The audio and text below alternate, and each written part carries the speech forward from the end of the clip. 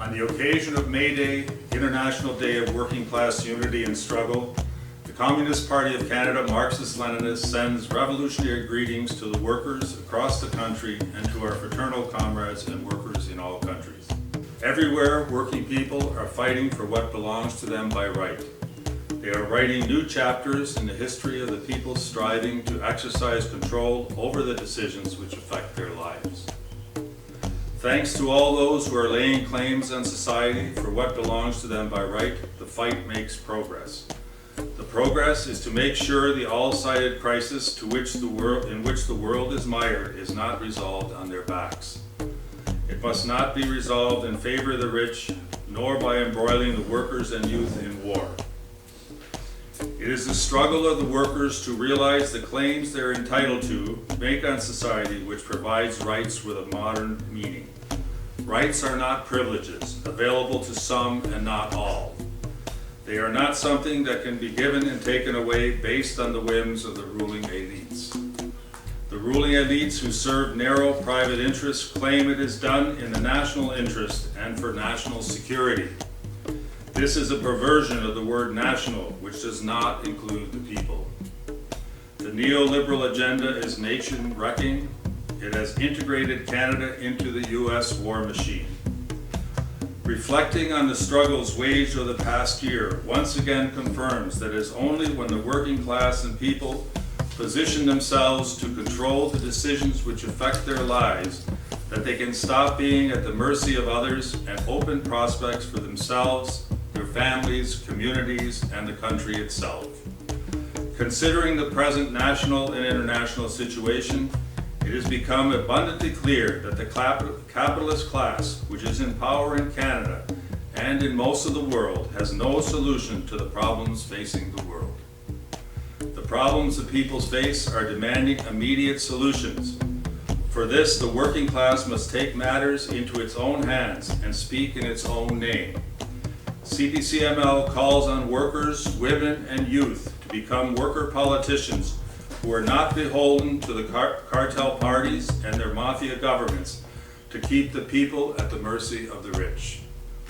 In Canada and the provinces, after 3 decades of nation wrecking on the basis of implementing the neoliberal anti-social agenda, the representational forms of government lie in tatters. The self-serving character of the decisions taken by the governments and to be representative cannot be hidden. People need a mass democracy where they can participate in arriving at the decisions at every level and take direct responsibility for their implementation. The situation also demands the establishment of an anti-war government which makes Canada a zone for peace in the world, gets Canada out of NATO and NORAD, and makes sure the Parliament becomes a truly democratic decision-making body. A worthy government must set the aim of the economy to serve the needs of the people, not the war profiteers, and take all-sided measures to make sure trading relations are based on mutual benefit and the exploitative arrangements are abolished. This includes providing status for all workers, migrants, and refugees, and making sure that no one is illegal. On this occasion, we salute all those fighting for the rights of migrant, guest, and oppressed immigrant workers, as well as warehouse and gig workers. Our security truly lies in the fight for the rights of all. Very importantly, Canadians also require the immediate restoration of the hereditary rights of the Indigenous peoples and payment of reparations for crimes past and ongoing.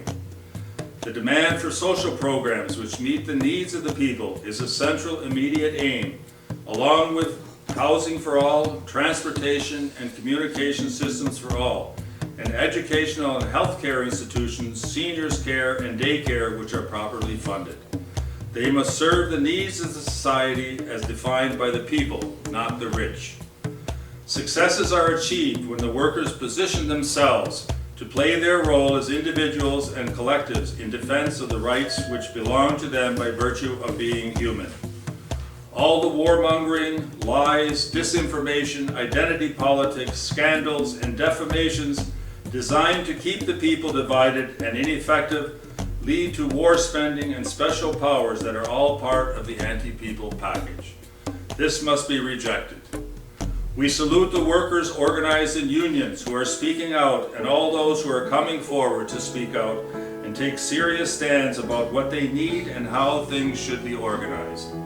In this regard, a red salute to the youth who are fighting for the rights at work to humanize the natural and social environment and raising the slogan, "Not a single youth for imperialist war."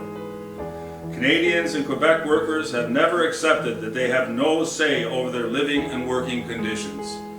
They will not accept this in the future either.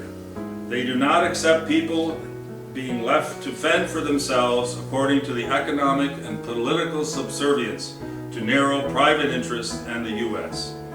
They do not accept the claim of the ruling elites that we can't have a self-reliant economy with friendly relations with all nations.